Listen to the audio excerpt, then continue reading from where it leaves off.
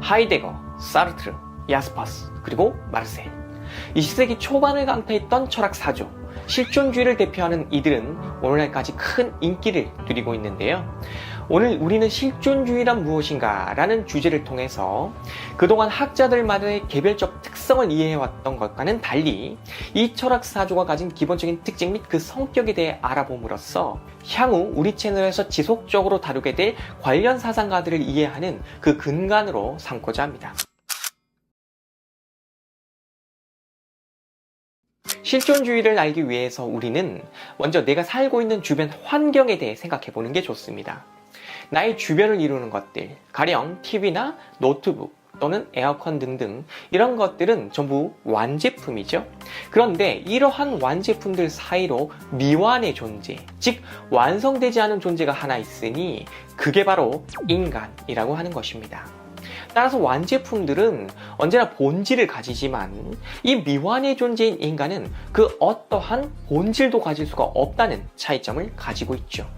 자, 지금 이게 무슨 얘기냐 하면 가령 에어컨은 더운 공간을 시원하게 해주는 것, 이렇게 그 본질이 규정되며 이것에 부합하지 못하는 에어컨은 존재 가치를 상실하게 되지만 인간은 그렇지가 않다는 얘기입니다. 그렇다면 인간은 과연 뭘까요? 앞서 말했듯이 이것은 미완의 존재라는 거죠. 즉 완성이 되지 않은 상태로 있다는 겁니다. 그런데도 불구하고 만약에 이 강의를 보고 계신 분들 중 어떤 분이 말씀하시기를 난 완성된 존재야 라고 한다면 이제부터 그분은 그 완성된 성격에서 결코 벗어날 수 없는 규정된 존재로 살아가야 할 겁니다. 여기서 자유라고 하는 것은 상실되는 거죠. 인간은 미완의 존재이기 때문에 오히려 완성을 향해 앞으로 나아갈 수 있는 것이고 그렇게 자기를 형성하면서 살아갈 수 있는 겁니다. 이때 이 완성을 향한 그 구체적 방향이나 성격 그리고 내용 등은 자기가 결정할 수 있다는 그 나름의 자유도 가지게 되는 것이죠. 쉽게 말해서 인간이 TV나 에어컨처럼 하나의 본질에 묶인 채 또는 그런 본질을 외부로부터 규정받은 채 그 외 모든 가능성들을 다 차단당한 상태로 살게 되면 그게 그 사람의 본질로 이해되는 것이고 그에 따른 삶이 되는 것이기 때문에 완성된 삶이 되는 거라고 얘기할 수 있다는 겁니다. 하지만 이게 말이 되나요? 이처럼 인간은 미래를 향해 열려있는 개방적 존재이므로 어떠한 규정이나 평가를 받을 수 없는 존재이지만 완제품에 해당하는 저런 것들은 주어진 본질에 따라 닫혀있는 폐쇄적 존재라는 것, 언제나 그 기능이나 역할에 대해 평가를 받는다는 얘기입니다. 자, 그런데 학생의 경우는 성적의 기준을 두고 평가를 받으며 그렇게 살아가고 있을 텐데 이것은 어떻게 설명해야 하는가 하는 이런 의문이 여기서 들 수가 있죠. 이때 이 학생은 공부를 열심히 해서 좋은 성적을 받아야 한다라고 하는 학생에 대한 본질로부터 자기를 규정받고 있는 것이죠. 이런 상황 속에서는 그 학생도 완제품이 되기 위한 공정 과정에 놓인 사물과 비슷한 것이 된다고 볼 수 있습니다. 그러나 그 상황에서 벗어나는 순간 이 학생은 다시 있는 그 자체로서의 인간일 뿐입니다. 학교를 졸업하는 순간 또는 특정 사유로 그 학교를 그만두는 순간 더는 학생이 아니며 이 사람은 다시 다른 무엇으로 되어가는 존재로 있을 뿐이라는 얘기죠. 다시 말해서 앞서 생긴 의문은 인간의 본질에 대한 의문이 아니고 특정 상황 속에서 부여받은 그 역할에 대한 의문에 불과하다는 얘기입니다. 그런데도 가끔 이러한 진실을 제대로 보지 못한 채 뒤집어서 보는 분들이 있죠. 학생 시절 공부 못하면 살 필요가 없다.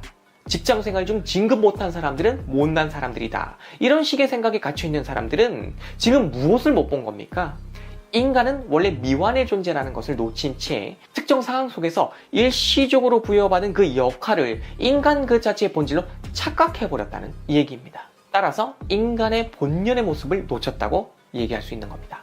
실존주의란 바로 이러한 착각을 예리하게 간파하면서 인간이라고 하는 존재의 진실을 밝혀보려고 했던 철학 사조를 말하는데 인간에게도 본질이 있다고 보았던 고전 철학과는 달리 20세기 초엽을 강대했던 이 실존주의는 이러한 전통을 뒤집고 인간에게 본질이 없다고 하는 이 불편한 진실을 드러낸 철학 사조다.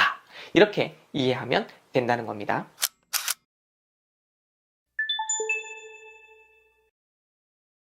자, 이제는 이러한 실존주의가 서양 철학에서 어떻게 등장하게 되었나 하는 것을 좀 살펴보면서 유신론과 무신론으로 구분된다는 점에 대해서도 간략하게 요약을 해서 말씀드려 볼게요.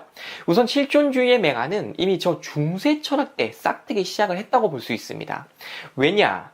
여기서 우리는 실존이라는 이 말의 뜻을 좀 알아봐야 하는데요. 본시 이것은 고대와 중세에서는 본질과 구분하여 사용했던 개념이에요. 쉽게 말해서 본질은 어떤 존재를 있게 하는 필수 불가결한 것이고, 따라서 많은 철학자들은 저 본질을 찾고자 했지 우연적인 성질을 가진 이 실존에 주목하지는 않았다는 거죠. 그리고 이렇게 본질을 찾고자 하는 저런 지적 전통은 제가 지난 강의 때 상세히 설명해드린 저 탈레스로부터 시작된 것이기도 합니다. 그러므로 철학사적 기초가 약한 분들은 이 강의와 별도로 저 강의도 꼭 보셔야 하는데요. 어쨌든 중세 스콜라 철학에서는 오로지 신만이 본질과 실존이 그 자체로 일치되어 있으며 이 모든 피조물들은 본질과 실존이 일치되어 있는 것은 아니라고 보았습니다. 그래서 언제나 본질로서의 신이 필요하다라는 이런 주장을 하게 만드는 것인데, 이는 인간은 신이 아니라서 실존은 하되 본질은 없다라는 뜻으로도 읽힐 수 있는 여지를 남기는 거잖아요. 바로 여기에 실존주의가 싹틀 수 있는 그 자리가 마련되어 있다고 볼 수 있는 겁니다.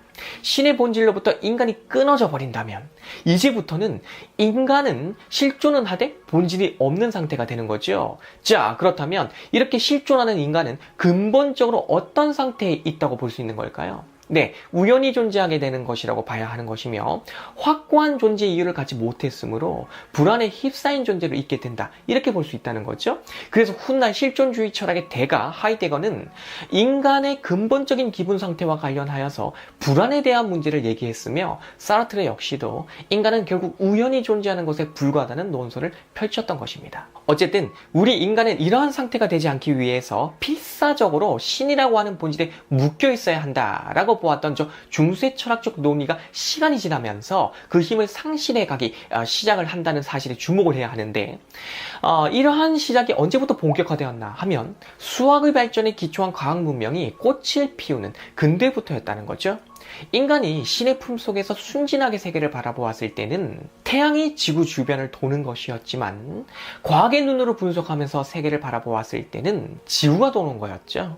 이렇게 과학의 발전은 신에 대한 맹목적 믿음의 균열을 내기 시작을 했고, 이러한 시대 분위기 속에서 태어난 인물 중 대표적인 인물로 우리는 파스칼을 꼽을 수 있습니다. 이 인물은 케플러나 갈릴레이와도 뒤지지 않는 위대한 수학자 반열에 오른 인물이었는데, 그가 보기에 과학은 위대하지만 이것으로 우리는 세계와 우주 전부를 설명할 수가 없으며 오히려 그 한계를 더 명확하게 느끼게 된다 고 그는 보았습니다.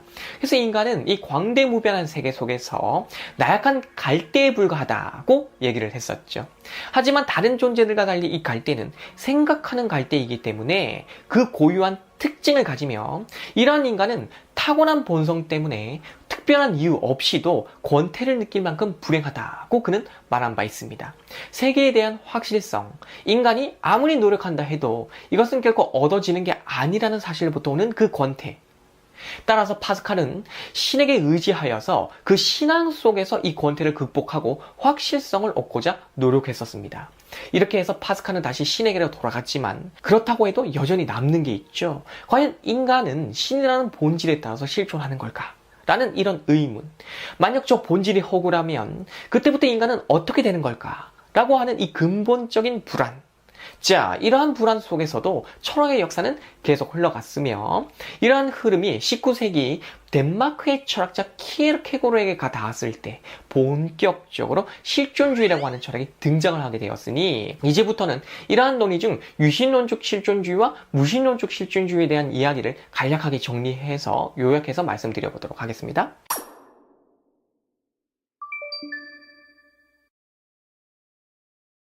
신 또는 그에 필적할 만한 어떠한 지고한 원리를 본질로 떠받은 채 이것으로부터 나는 실존한다 라고 하면 마음도 편하고 나의 존재 이유도 필연적으로 잘 설명이 되기 때문에 좋지만, 문제는 이러한 본질이 허구일 수도 있다는 불안이 쉽사리 사라지지 않는다는 데 있는 것인데, 실존주의란 바로 이러한 의문으로부터 출발한 사상이라고 볼 수 있어서 근원적으로 이 사상은 믿음과는 거리가 있어 보인다는 겁니다. 그럼에도 불구하고 최초의 실존 철학자로 우리는 슈에렌 키에르케고르를 꼽고 있으니 그는 독실한 기독교 신자였고 또 그 자신의 철학 또한 신학적인 것이었어요. 그러니 어떤 면에서 보자면 참으로 이것은 역설적이다 라고 할 수 있겠는데, 키에르케고르는 왜 본질이 아닌 실존에 관심을 가졌으면서도 기독교적 철학을 전개했던 걸까요?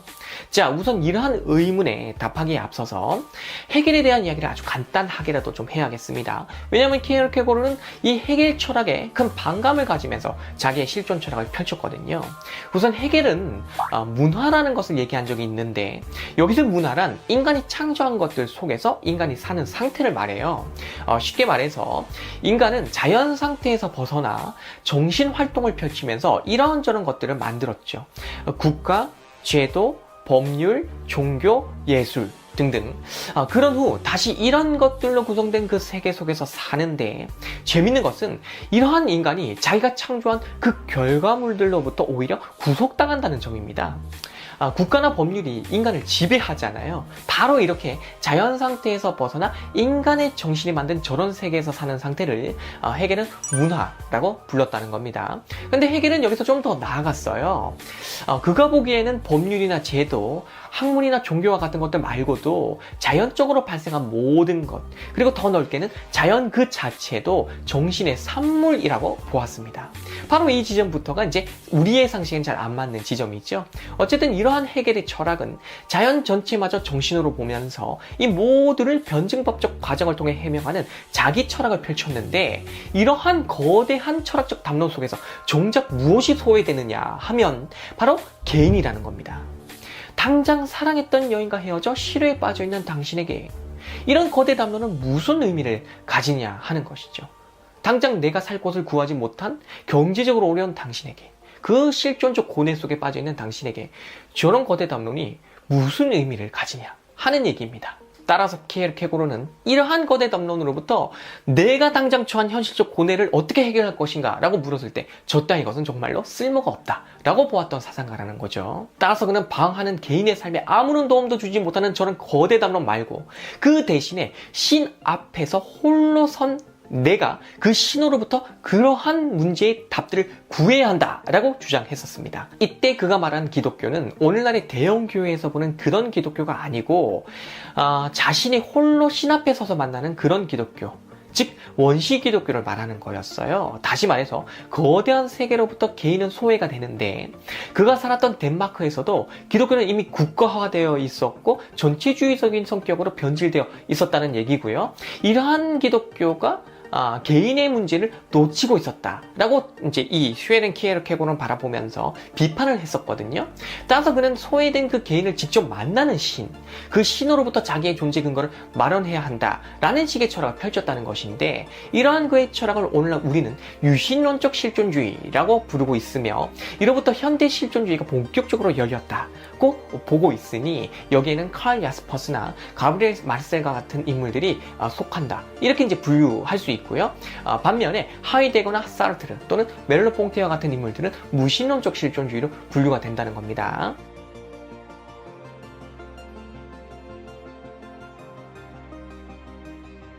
자, 유신론적 실존주의는 신이라는 존재를 논리적으로 설명이 가능하고 입증 가능한 대상으로 보면서 그렇게 믿는다기보다는 이 세계에 대한 의미를 상실한 채 자기 존재에 대해 불안에 떠는 그 실존으로서의 개인을 위해 다시 요청해야 할 것으로 그렇게 본다는 특징을 가지고 있어요.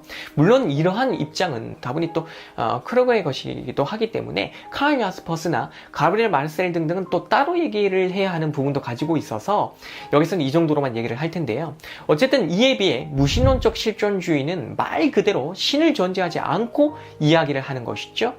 그리고 대개 이러한 무신론적 실존주의의 시작은 니체로부터 보는 경우가 많습니다. 물론 니체 그 자신은 여기서 왜 나를 불러내냐 하고 당황스러워 하겠지만 말이에요. 어쨌든 니체는 신을 전제로 했던 서양의 지성적 전통에 반기를 들었던 대표적인 인물이었고, 인간의 고유한 가치를 있는 그 자체로 드러내려고 했던 사상가였기 때문에 무신론적 실존주의의 선구자로 평가를 받는다는 얘기입니다. 그리고 이제 이러한 무신론적 실존주의는 신에 대한 전제가 없기 때문에 인간의 인간의 역할을 강하게 이제 부각을 시키거나 아니면 다소 비관주의적인 그런 흐름으로 빠지거나 하는 모습들을 보여왔는데, 사르트르의 경우는 신이 없는 이 세계에서 인간은 아무런 본질도 가지고 있지 못하므로 우연히 태어났다, 이렇게 이제 봤고, 따라서 이제 이러한 인간에게는 그야말로 이제 자유가 주어진다. 왜냐면 본질이 없으니까 어떠한 규정도 받지 않으니까 자유 그 자체라는 거죠. 이렇게 이제 풀이를 했지만, 여기서 자유를 마냥 기뻐하는 그런 것으로 본 게 아니고 자유롭도록 선고를 받았다는 식으로 해서 자유로부터 인간은 벗어날 수 없다, 이렇게 해가지고 이제 어둡게 묘사를 했다는 얘기고요. 또 반면 까미의 경우는 반항하는 인간을 얘기하면서 부조리한 세계로부터 인간의 역할을 크게 부각시키면서 그 인간에 대해서 논했던 그런 방향으로 또 이 철학 사조가 흘러갔다, 이렇게 볼 수 있다는 겁니다. 아무튼 이러한 실존주의는 유신론과 무신론이라고 하는 거대한 두 흐름을 형성하면서 흐르게 되는데, 사실 그 앞에 칸트 철학의 반기를 들었던 독일의 사상가 하만과 야코비의 실존에 대한 사상, 그리고 이를 수용해서 발전시켰던 쉘링에 대한 논의 등을 보다 디테일하게 전개하면서 이 실존주의의 흐름을 설명하면 좋지만, 이렇게 되면 처음 듣는 분들에게는 이제 다소 부담이 될 것입니다. 따라서 이러한 세부적 논의는 다음에 실존주의 철학의 역사, 이런 제목으로 제가 따로 진행을 하는 게 좋을 듯 하고요. 여기서는 이렇게 실존주의가 중세 철학에서부터 그 사상적 씨앗을 품고 있었으며, 이것이 파스칼에 의해서 이제 얼핏 그러한 모습을 좀 드러냈다가 다시 세월이 흘러가지고 키에르케고르로 와서 유신론적 실존주의의 형태로 본격적으로 그 모습을 드러냈다는 것, 그리고 이러한 실존주의 철학은 그 특성상 본질에 대한 허구성을 폭로하려고 하는 기질을 강하게 갖고 있기 때문에 신을 배제한 채 실존을 논하려고 하는 무신론적 실존주의 또한 한 축을 형성하면서 그렇게 발전을 해왔다 라고 하는 이런 내용을 잘 정리해 놓으면 되겠습니다. 자, 이제부터는 제가 오늘 강의 마지막으로 실존주의 철학이 가지는 근본적 특징에 대해서 설명을 하겠습니다. 무신론에 속하는 분들이거나 유신론에 속하는 분들이거나 할 것 없이 이들이 펼친 실존주의 철학은 실존적 근본 경험이라고 하는 것을 탐구 주제로 삼고 있다 라고 말씀드릴 수 있습니다. 자, 여기서 이 말을 처음 듣는 분들은 다소 어려워할 수 있으므로 다시 쉽게 풀이를 해드려야겠는데요. 이것을 쉽게 이해하는 방법이 있어요. 그게 뭐냐 하면 바로 기분에 대해 생각하는 것입니다. 기분은 대상화할 수 있는 게 아니죠. 현재 내가 느끼는 기분, 가령 불안, 초조 또는 기쁨 등등은 대상화할 수 있는 게 아닙니다. 그것은 오로지 나의 내면에서 내가 느끼는 주관적인 것이자 직접적인 것이고, 이를 간접적인 방식으로 언어를 통해 표현을 할 수 있어도 그 표현에 내가 느끼는 기분 상태를 직접 담을 수는 없는 노릇이 아닙니까? 예를 들어 나의 키나 몸무게는 대상화할 수가 있습니다. 왜냐면 수치화할 수 있기 때문에 그것을 개념화해가지고 그렇게 이제 객관화시킬 수 있다는 거죠. 하지만 나의 기분을 저런 키나 몸무게처럼 수치화해서 대상화한다는 건 불가능하다는 얘기죠. 그래서 이렇게 객관화할 수 없는 인간의 기분은 오랜 세월 동안 서양 철학에서 다뤄지지 않았고 무시당했을 뿐입니다. 하지만 실존 철학에서는 바로 이 기분을 가진 인간의 그 근본적인 경험, 즉 실존의 경험을 무시하지 않은 채 그대로 직시한다는 파격적인 모습을 가지고 있다는 거죠. 따라서 실존주의는 실존을 연구하고 표현할 때 그것을 수학적 공식으로 정립하는 방식을 쓰거나 논리학에서 보듯이 개념화하는 방식을 쓰는데 어려움을 겪습니다. 인간의 기분은 주관 위의 지평에서 펼쳐지는 것이고, 이것은 기하학적 진리처럼 언제나 동일한 값을 가지는 게 아닌 시시각각 변화하는 불완전한 것이잖아요. 따라서 실존주의는 유독 문학이나 연극 등과 같은 예술적 형식을 빌려서 표현하는 일이 많았던 겁니다. 사르트가 유명한 극작가라는 것, 또 실존주의 문학의 거장감이나 다음에 다루게 될 카프카와 같은 인물들, 왜 이들이 예술의 형식을 빌려서 인간의 실존을 표현하고 있는지 이제는 좀 이해가 되셨죠? 그렇다면 이렇게 기분을 가진 인간은 이 세계 속에서 어떤 경험을 먼저 하게 될까요? 나의 외부에서 발생한 사건? 아니면 나의 내면에서 일어나는 사건? 네, 당연히 나의 내면에서 발생하는 사건, 즉 나라고 하는 것을 스스로 의식하는 이 사건을 먼저 겪게 되는 겁니다. 사람은 누구나 자기를 의식하면서 살죠. 그리고 이 의식에 기초해서 세계의 모든 것들을 바라봅니다. 따라서 하이데거의 경우는 현존재의 각자성이라는 말을 했는데, 인간은 누구나 자기라고 하는 존재에 관심을 가진다라는 의미예요. 이것이 실존적 근본 경험의 해당되는 것이기도 하고요. 그리고 이러한 경험을 하는 그 실존은 언제나 시간의 지평 위에서 자기에게 문제의식을 느끼면서, 자기를 의식하면서 그게 개방되어 있다는 것입니다.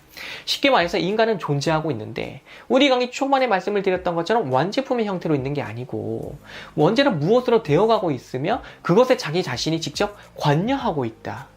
이러한 방식으로 존재하고 있다는 얘기죠. 하지만 우리에게 주어진 현실은 언제나 무엇으로 되어버린 현실성일 때가 많다는 겁니다.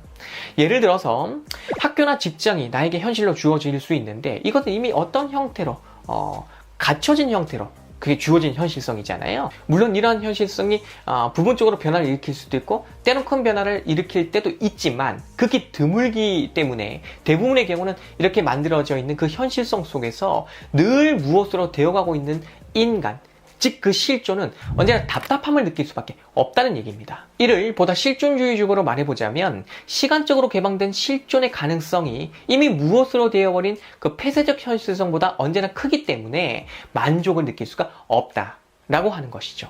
그리고 이렇게 현실 존재보다 가능 존재로 열려있는 실존의 이러한 모습이 인간 존재의 진정한 근거 라고 보았던 대표적인 철학자가 앞서 소개해드린 칼 야스퍼스나 사르트르 그리고 하이데거와 같은 인물들이었던 거죠. 이렇듯 실존주의가 바라보는 인간은 본질이 없는 한낱 실존이며, 그것은 칸트가 놓았던 저 이성적 존재, 그러니까 나라고 하는 이 주관에 마련된 아주 정교한 선언적 프로그램에 따라서 세계에 대한 지식을 획득할 수 있다고 보는 그런 존재가 아니라 객체화할 수 없는 기분을 가진 그런 주관적 존재라는 것.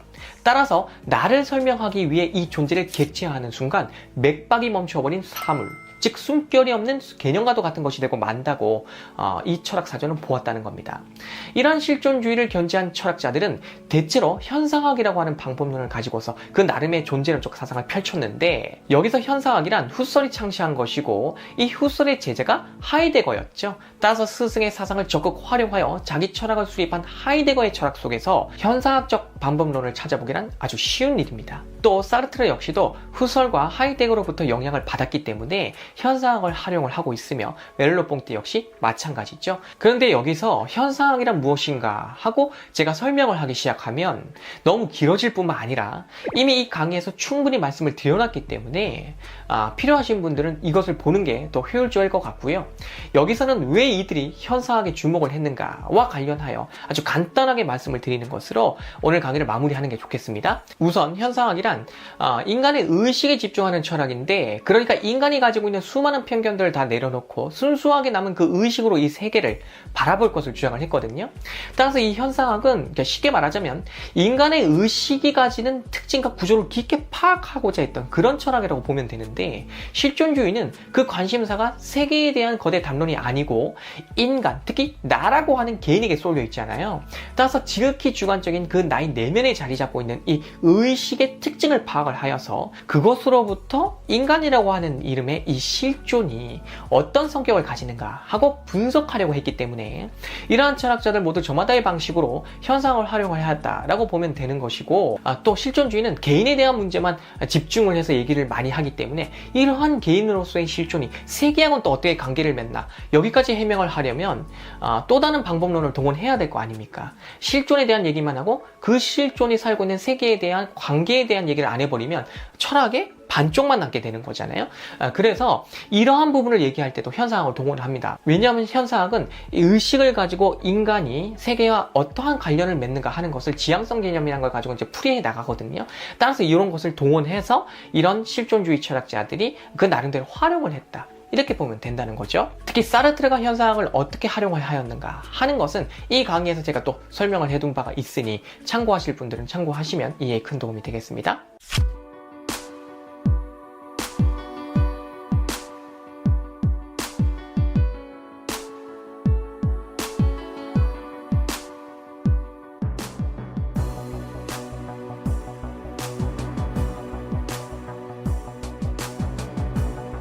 네, 이렇게 해서 오늘 제가 소개해드리고자 하는 내용은 모두 소개를 해드렸습니다.